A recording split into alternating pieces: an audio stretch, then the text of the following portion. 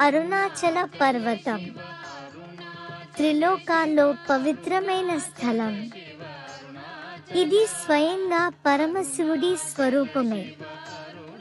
ఇక్కడే అనేక ఋషులు తపస్సు చేసి మోక్షాన్ని పొందారు.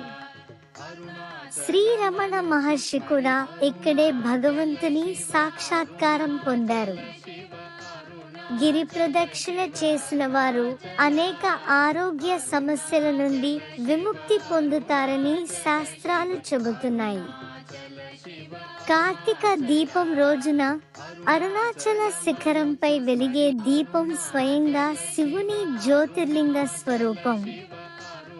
ఒక్కసారి అరుణాచలాన్ని దర్శిస్తే జన్మ జన్మల పాపాలు నశిస్తాయని పురాణాలు చెబుతున్నాయి.